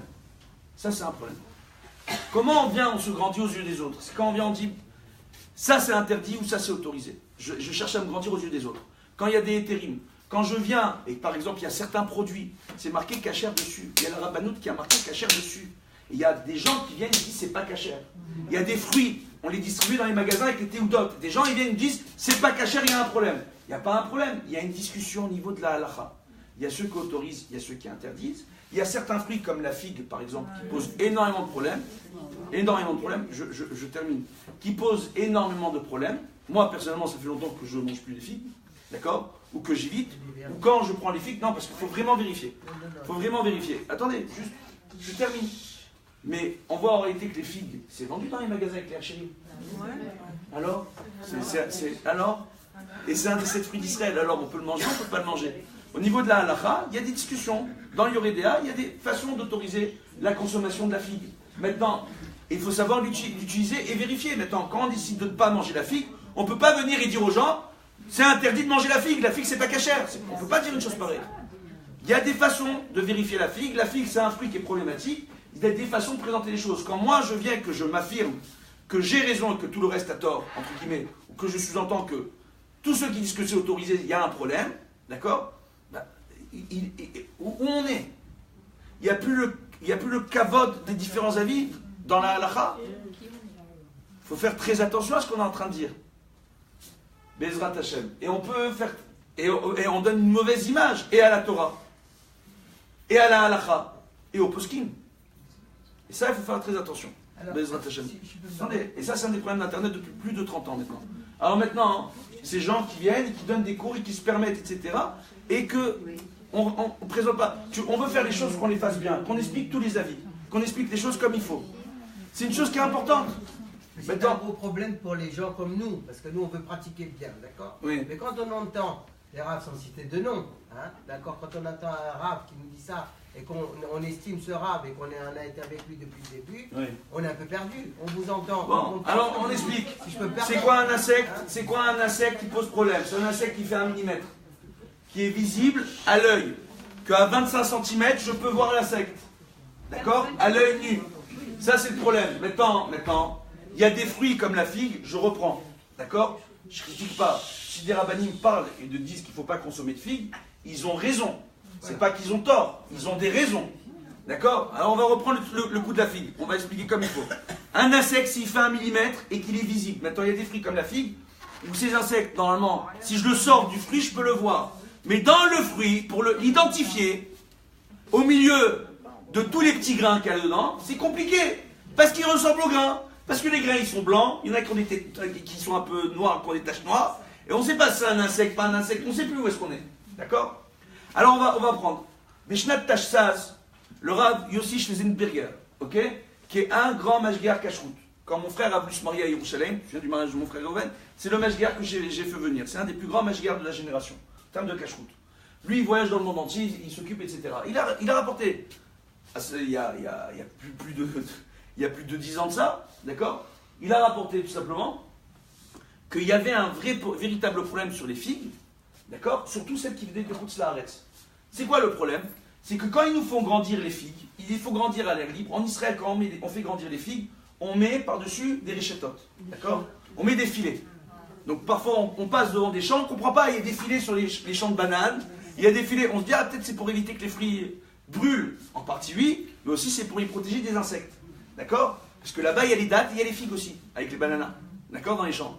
Donc maintenant qu'est-ce qu'on voit? Juste, je vous la fais courte. Bezrat Hashem. Qu'est-ce qu'on voit? On voit que quand il n'y a pas ces filets-là, ce qui est fait, Bechutz Laaretz, il n'y a aucun filet, les guêpes, il y a un rabbi, les guêpes, quand elles sont toutes petites, elles adorent aller faire leurs œufs dans les figues. Et quand une guêpe, elle pond ses œufs dans la figue, là, il se tourne. D'accord? Si cette figue, je la prends et je la fais sécher, les œufs dedans, ils sont en train de sécher. Quand j'ouvre la figue, parfois on peut voir certaines marques, certaines traces, soit plus foncées, soit plus claires, comme du sable. C'est des œufs séchés. Ça a des figues comme ça séchées, on ne mange pas. Quand j'ouvre la figue, et la majeure partie des figues séchées qu'on trouve Bechutz Laaretz, elles sont problématiques. Rajoutons à cela qu'aujourd'hui les fruits secs, on vous met des colorants pour qu'ils aient une belle couleur. Les E, 110 et 111 et trucs. Il y a des Hershirim qui disent que c'est cachère, que c'est hyper, des excipients entre guillemets, que c'est hyper cancérigène. Hyper cancérigène, hyper cancérigène. D'accord? Les kiwis séchés, tout vert, c'est pas la couleur normale. L'abricot séché, quand il est orange, ben, c'est le colorant. C'est un hydrocarbure, ce colorant-là. Alors on reprend. Hydrocarbure, c'est du pétrole. C'est du goudron. Ok? Quand vous mangez un abricot comme ça, ça équivaut à fumer la moitié d'un paquet de cigarettes. Oh là là. En termes de goudron. Ouais, oh là là. Alors moi, j'ai des gens qui disent, mais est-ce que, quand je leur pose la question, est-ce que vous faites fumer vos enfants? Je dis non, chas v'shalom, ça va pas, non? Alors il y a un point qui est important pour tous les fumeurs qui nous regardent. On va parler un peu de cigarettes parce que, premièrement, il faut savoir qu'aujourd'hui, 10% des personnes qui meurent de la maladie à cause de la cigarette sont victimes de tabagisme passif. D'accord? Donc ils sont, autour d'eux, ils ont des fumeurs. C'est pas les gens qui fument. Ça c'est premièrement. Donc évitez de fumer à côté de sa femme et de ses enfants, surtout quand ils ne fument pas. Hein, ça c'est premièrement. Deuxièmement, de donner des fruits avec des colorants, des fruits secs. D'accord?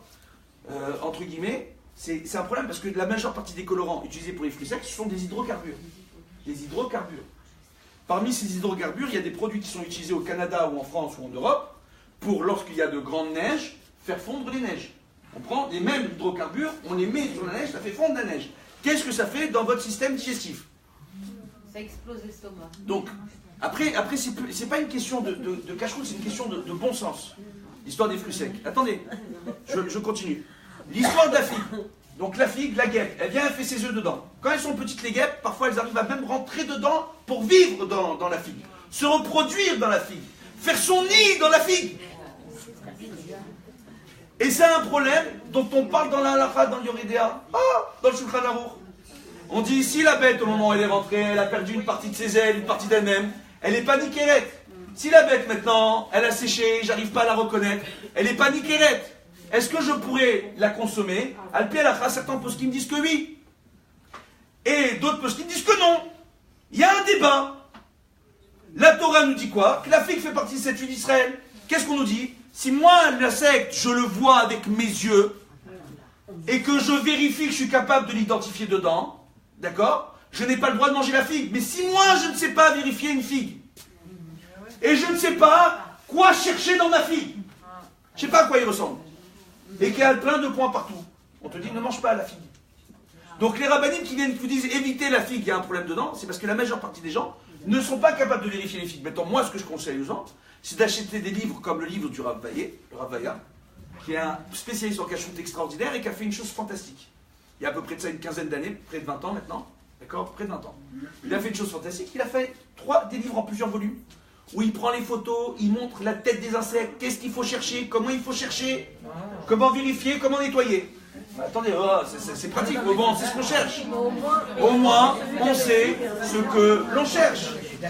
Maintenant, c'est aussi simple que ça. Attendez, je peux terminer? Est-ce que je peux terminer? Je peux terminer? Donc il y a un débat, Ça fait débat, je peux terminer ou pas? Il y a Rabbi, coupe de nez chaud. Alors maintenant, par rapport à ça, faut pas oublier, ma veste elle est en laine, le taille-taquin il est en laine, j'ai un t-shirt en dessous de la chemise, j'ai une cravate, il y a la barbe. Attendez, maintenant, qu'est-ce qu'on voit par rapport à ça? Baruch Hashem, Baruch Hashem, je suis très content de faire ces misotes-là, c'est extraordinaire. Mais des fois, il n'y a pas le masgal, ça donne un peu chaud. Vous pouvez ouvrir un peu la fenêtre, s'il vous plaît. Alors maintenant, par rapport à ça... Hein, et les pruneaux, s'il vous plaît. Attendez. Alors, non, merci. Alors maintenant, par rapport à ça, justement, par rapport à ça, justement, qu'est-ce qu'on voit? On voit une chose qui est ici, qui est très, très, très importante à arriver à comprendre. Donc il y a des problèmes, c'est vrai qu'il y a des problèmes. Maintenant, il faut apprendre à vérifier. Donc on prend les bons livres, avec les bonnes photos, on vérifie, et on apprend à vérifier. Maintenant, c'est vrai qu'il y a certains fruits aujourd'hui, malheureusement, c'est vrai que le problème de la figue a toujours existé, toujours, même à l'époque de l'Akbara. D'accord? Mais le problème qu'on a aujourd'hui, c'est qu'avec tous les insecticides qui nous ont créé les produits, les insectes se renforcent. Ces dernières générations, on voit des insectes apparaître qui n'existaient pas dans les fruits et légumes. On voit des fruits et légumes comme les oignons. Les oignons! Qui aurait cru un jour dire qu'on trouve des bêtes dans les oignons? Dans les oignons. Vous comprenez ou pas? Et qu'il y a des façons de vérifier même l'oignon. Alors si vous voulez, on peut faire une série de cours pour vous apprendre à vérifier les fruits et légumes. Moi je ne demande pas mieux. Et pour ça, il faut me faire venir plus souvent. Alors maintenant, Bezrat Hashem, vous comprenez? Parce que chaque fruit et légume, il y a une façon de vérifier. Si moi je ne sais pas vérifier, si à chaque fois je ne vais pas savoir vérifier un fruit ou un légume comme il faut, je vais arrêter de le manger, il faut faire attention. Je me suis occupé un jour d'un homme qui était en Tadzuna. Ça veut dire il était comment on dit ça en bon français, s'il vous plaît, Rabbi? D'accord? Il était en carence alimentaire très grave. Pourquoi? Parce qu'un jour, ce monsieur avait trouvé une bête dans une tomate, ce qui est assez rare. Mais il a trouvé une bête dans une tomate, il s'est arrêté de manger les tomates. Il a entendu un jour que quelqu'un a trouvé une bête dans un concombre, il s'est arrêté de manger les concombres. Il a entendu que les taches dans les salades vertes, c'est un problème, donc il a arrêté de manger les salades. Il a arrêté de manger, et à la fin il ne mangeait plus les fruits et légumes. Il s'est mis à manger matin, midi et soir des paquets de gâteaux. À la finale, bonjour le cholestérol, bonjour les problèmes de santé, une catastrophe. Ce monsieur est arrivé chez moi, on a dû s'occuper de lui pour le remettre un peu en forme et lui expliquer la halakha. Parce que sa femme n'en pouvait plus. Il ne voulait pas manger ni fruits, ni légumes, ni viande, ni poisson, plus rien. Il y a des bêtes partout. On fait quoi? Eh bien on apprend, on s'adapte. Bezrat Hashem. Après on décide si on a envie de se prendre la tête. Maintenant le problème de la figue, je vous explique. La figue sèche, c'est quasiment mission impossible quand elle est infestée, d'accord, d'arriver à avoir les bêtes dedans, parce qu'elles ont séché. Ça c'est premièrement, d'accord. Et mis à part ça, et ça c'est quasiment mission impossible, donc il vaut mieux éviter de manger les figues sèches.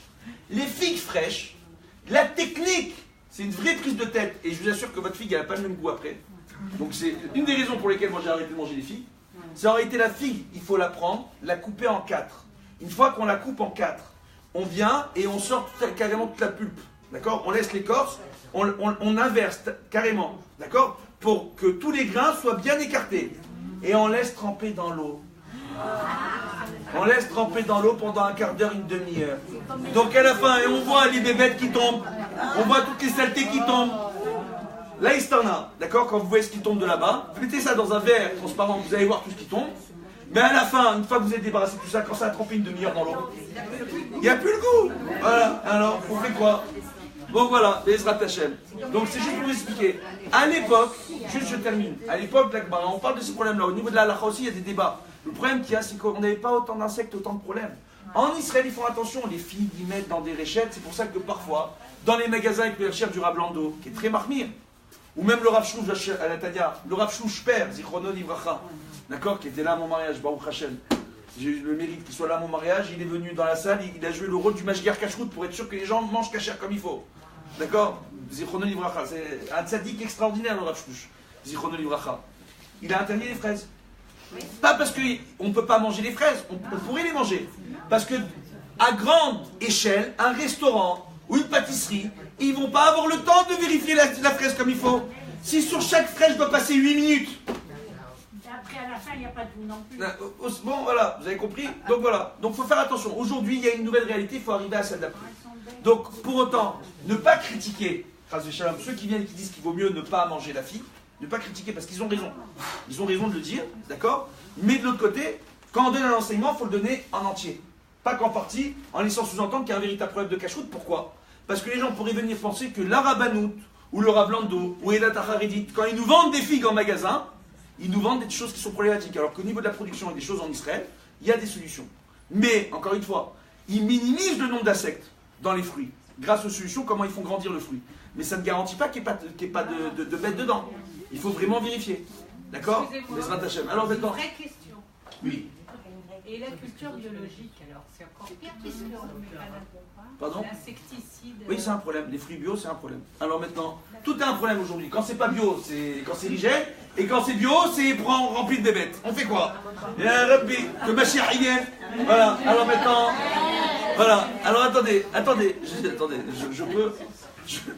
Voilà, avec l'aide de Dieu. Donc maintenant, on voit quoi? On voit, pour reprendre l'histoire de Pharaon. Donc Pharaon, on revient à notre histoire. La Kfiyut Tova, d'accord? Ah, j'oublie jamais, moi, je me perds jamais en route, c'est les gens qui ont du mal à suivre, c'est autre chose. Donc peut-être que je devrais adapter mon discours. Donc attendez, juste une minute, Bezrat Hashem. On voit en réalité pourquoi alors Dieu a fait que Pharaon, il s'est endurci son cœur. On nous rapporte que la Kfiyut Tova, c'est plus grave que le vol. Donc de faire preuve d'orgueil vis-à-vis de son prochain, de le dénigrer, et de ne pas se montrer reconnaissant vis-à-vis de quelqu'un qui nous a fait du bien par le passé, c'est quelque chose de grave. De grave. Très grave. C'est plus grave que le vol. Vous comprenez ce qu'on est en train de vous dire? Maintenant, par rapport à ça, justement, je t'apporte chez Molad, on voit qu'Akadosh Baruch Hu, il a décidé d'endurcir le cœur de Pharaon. Pourquoi? Il dit, toi, tu avais une grande bracha. Si tu avais reconnu le bien qui t'avait fait Yosef, tu n'avais pas oublié, j'aurais pas tapé autant l'Égypte. Je l'aurais laissé faire tes choix plus facilement. Mais il a été Kfiyut Tova. Et là-dessus, j'ai une histoire qui est extraordinaire et qui est très, très peu connue. Ok? Baruch Hashem. Une histoire avec un de nos rabbanim. C'est très important. Moi, Baruch Hashem, je vous explique, j'aime tout le monde. J'étudie tous les livres, de tous les rabbanim. Les chassidim, le Rav Kook, d'accord? Le Rav Ovadia Yosef, le Rav Karelitz, le Rav Eliashiv. On aime tout le monde. C'est comme nous le disait très bien Zichron Livracha, le Rav Yosef Sitruk. Il disait chez nous, Baruch Hashem, on nous a appris, chez les Tunisiens, à aimer tout le monde. Chez les Juifs tunisiens, on nous a appris à aimer tout le monde. Donc on aime tout le monde et étudie tout le monde. Baruch Hashem. Mais il y a une chose qui est très très importante, ne jamais oublier nos origines, et que si nous aujourd'hui nous avons le mérite d'être ici tous ensemble étudiés en tant que Juifs la Torah, c'est par le mérite de nos ancêtres. Et que si nos ancêtres ont pu conserver leur judaïsme, c'est par le mérite des rabbanim qui étaient avec eux à leur époque. Donc c'est bien de parler des autres rabbanim, le Rav Nachman de Breslev, un tzaddik extraordinaire, Metakana et Shamot, d'accord, le Rabbi de Lubavitch, un tzaddik fantastique, on a eu le mérite de l'avoir dans cette génération, d'accord, pour ceux qui l'ont connu. On a eu le mérite d'avoir de grands chez les Ashkenazim, chez les Sfaradim, etc. Mais nous aussi, en Afrique du Nord, on avait de très grands rabbanim. Parmi les rabbanim, on avait, Baruch Hashem, j'ai une histoire à vous raconter, si vous me permettez, qui est fantastique. Il y avait un juif qui, avant de commencer, on va expliquer. Il y avait une ville qui s'appelait Kérouan, en Tunisie, qui était dans les terres, d'accord, proche de la ville de Sousse. Okay, la ville la plus proche du port de Sousse, et c'était devenu une capitale commerciale extraordinaire. D'accord? À l'époque de Louis IX, oui, le roi de France. Louis IX, voyant que l'Afrique du Nord était en train de se développer, il a décidé de coloniser l'Afrique du Nord. Et il est sorti en guerre. Il est parti dans la ville de Sousse. Il leur a fait la guerre. Et ils ont placé la ville de Sousse sous protectorat français. Avec la Tunisie. D'accord? À ce moment-là, avec une partie de la Tunisie. Et Louis IX a imposé aux Arabes d'interdire l'accès à la ville aux Juifs. Pourquoi? Parce que les Juifs, au moment de la guerre, ils se sont rendus compte que les Juifs, ils étaient du côté des rois arabes. Et ils ne sont pas placés du côté de Louis IX. D'accord? Donc lui a décidé, allez, les Juifs au passage, on leur met un petit coup sur la tête.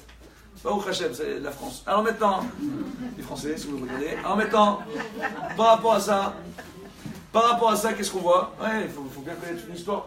Donc Louis IX, qu'est-ce qu'il a fait? Il a interdit l'accès de la ville de Kérouan aux Juifs.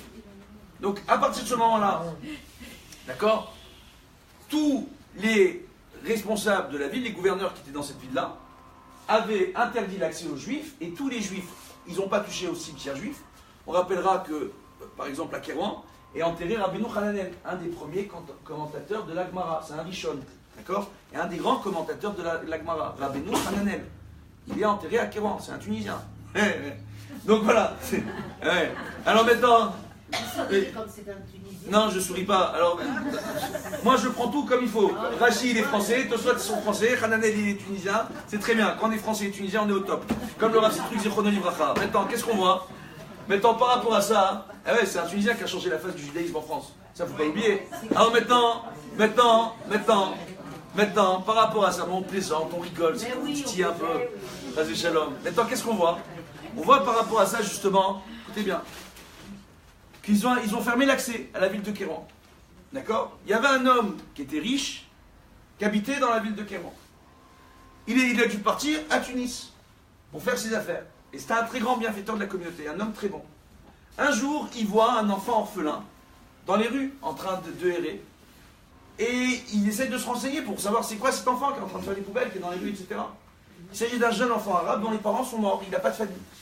Donc il vient le voir, il lui dit, écoute, voilà, est-ce que tu es disposé à venir habiter chez moi, je te donne de quoi manger, je t'éduque. L'enfant, il est petit, il est jeté dans les rues, il ne comprend pas, il dit, oui, je veux manger, viens, emmène-moi chez toi. Il l'emmène, il l'adopte. Il demande à l'adopter, il le fait grandir. Maintenant, il y avait une loi en Tunisie qui a interdisé aux musulmans de se convertir au judaïsme. Et qui a interdisé aux juifs d'accepter de convertir un musulman au judaïsme. Si ça se faisait, le musulman était mis à mort. Donc il a éduqué cet enfant, il lui a donné une éducation musulmane. Comme il faut, d'accord? Il lui a donné une éducation musulmane, il lui a payé les meilleures écoles musulmanes, d'accord? Il lui a payé les meilleurs cours pour faire de lui un homme, un bon musulman, pratiquant, dans sa foi et dans sa pratique, d'accord? Croyant et éduqué. Et arrive le moment où ce jeune homme doit se marier, il s'occupe, le père adoptif, il s'occupe de son chidour, il lui paye son mariage. Et l'enfant il dit maintenant, voilà, chers parents, à son père et à sa mère adoptifs, il dit maintenant, si vous permettez, j'aimerais voler un peu de mes ailes et m'éloigner un peu de la maison. Et il décide d'aller habiter à Kérouan. Il dit, je suis vraiment désolé, là-bas ça reste un centre d'affaires, je vais aller faire des affaires, vous ne pourrez pas venir me rendre visite. Il dit, ok, il n'y a pas de problème. Donc son fils adoptif, il arrive dans la ville de Kérouan, éloigné de son père et de sa mère adoptifs, d'accord? Il va, selon le discours des Arabes de l'époque, de certains Arabes de l'époque, qui n'aimaient pas les Juifs. Et à Kérouan, comme les Juifs n'avaient pas accès, ils étaient interdits, il y avait un antisémitisme virulent à l'égard des Juifs, plus qu'ailleurs. Donc il a commencé à écouter ce discours. Et lui, durant toute sa jeunesse, quand il allait dans les écoles, on l'appelait le Yehoudion. Le Yehudi, le petit juif. D'accord? On l'appelait le petit juif, parce que ses parents adoptifs étaient juifs.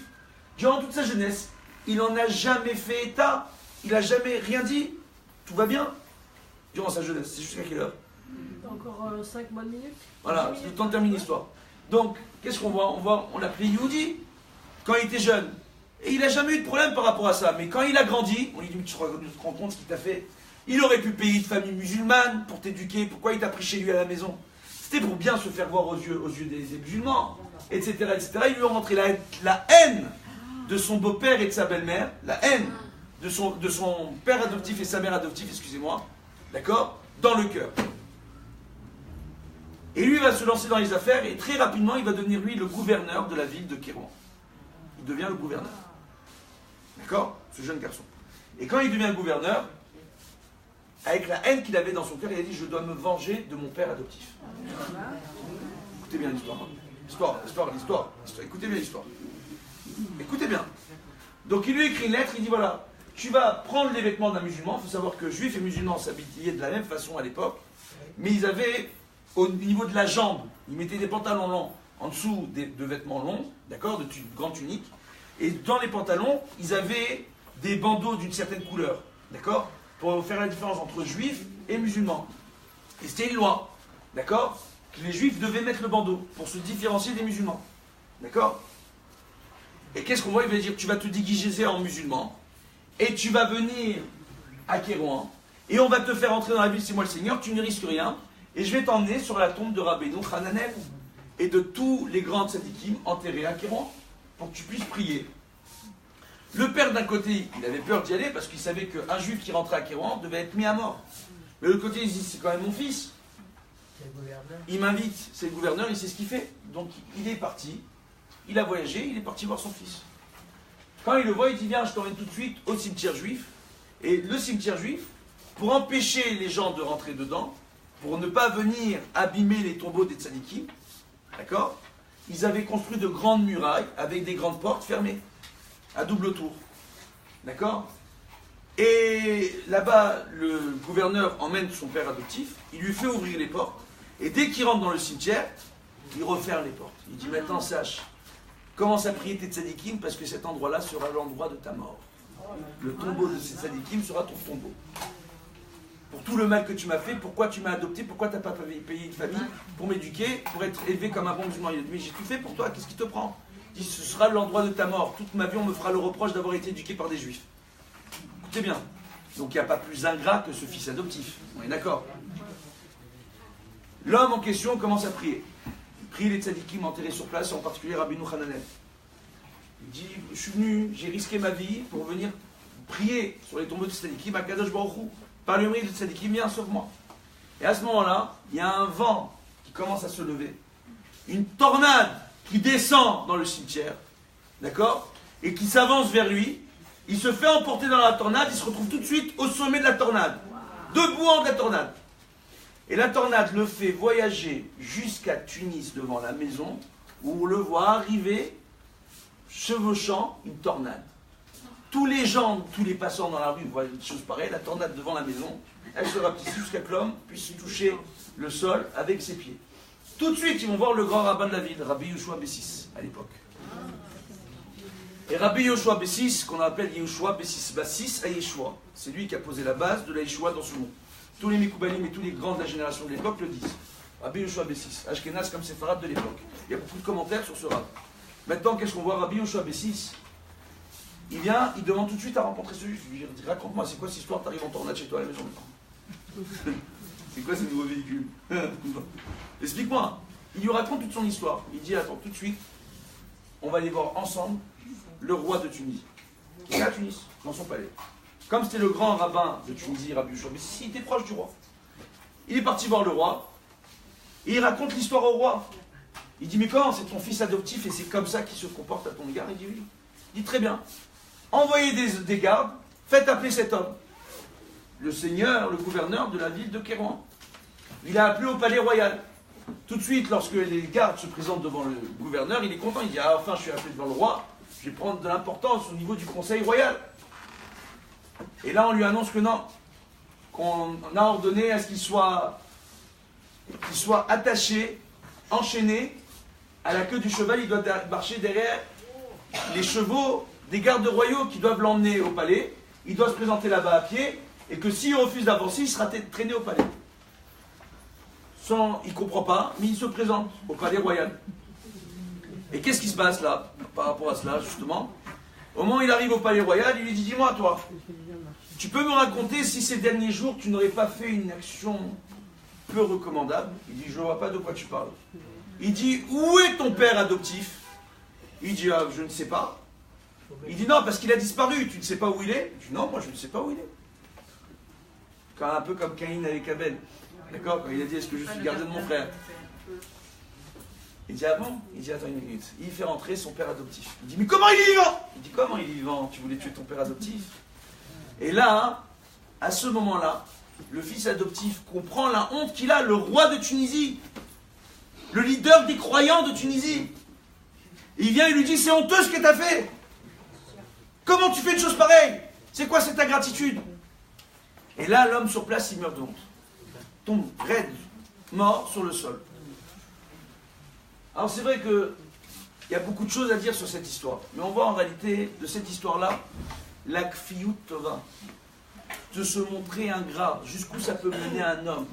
De nourrir des sentiments négatifs vis-à-vis de son prochain. Un jour, quelqu'un ne vous a pas dit bonjour. Vous a fait la tronche. Vous faites grandir dans votre cœur des sentiments négatifs à l'égard de cette personne. Jusqu'au jour où vous avez l'occasion d'ouvrir votre bouche. Elle a un problème, elle a un souci, elle a une épreuve. Et tu sais, c'est normal, parce que... Et je ne suis pas la seule personne à parler comme ça. Parce que... Il faut faire très attention à ces petits points-là. Ces petits points-là sont des épreuves que Dieu nous envoie. Quand on arrive à les surmonter, au Hachem, quand on arrive à fermer sa bouche, quand on arrive à ne pas se mettre en colère, quand on est critiqué, qu'on ne répond pas, qu'on n'entre pas là-dedans, qu'on évite de critiquer son prochain en public, si ce n'est pour les besoins de la halacha, pour faire respecter la halacha comme il se doit et qu'elle soit enseignée comme il se doit, Bezrat Hashem. Si ce n'est pas pour cela, mais c'est uniquement pour régler ses comptes personnels entre nous et les autres, d'accord, et les Shem Kavod, malheureusement, ça peut engendrer de graves choses. Et pour nous, parce que dans le ciel, un fouille tova, on lui ferme toutes les portes. Toutes les portes lui sont fermées. Donc les gens, en général, la première chose qu'ils doivent faire quand ils ont des épreuves dans la vie, c'est de se poser la question s'ils se sont montrés ingrats vis-à-vis de leur prochain. S'ils ont causé du tort à l'égard de leur prochain un jour. Et si c'est le cas, qu'ils essayent de réparer les torts qu'ils ont causés aux autres ou au moins demander Mechila, ou au moins de faire Teshuvah là-dessus. Bezrat Hashem, qu'on ait tous ce mérite de faire une belle Teshuvah, la bracha, la tzlacha. N'oubliez pas, on est un grand peuple. On termine, après on discute. Bezrat Hashem. Voilà, Am Israël Chai, de bonnes nouvelles à tous. Eliou Nishmat, Eliyahu Chaim Ben Rina Koka. Oui, Eliou Nishmat de Eliyahu Chaim Ben Rina Koka. Eliyahu Chaim Ben Rina Koka. Claudine Khamisha Bat Koka. Oui, et Tata, Claudine Khamisha Bat Koka. De bonnes nouvelles. Merci, c'était un très bon jour. Elle l'a pris, elle ne sait pas si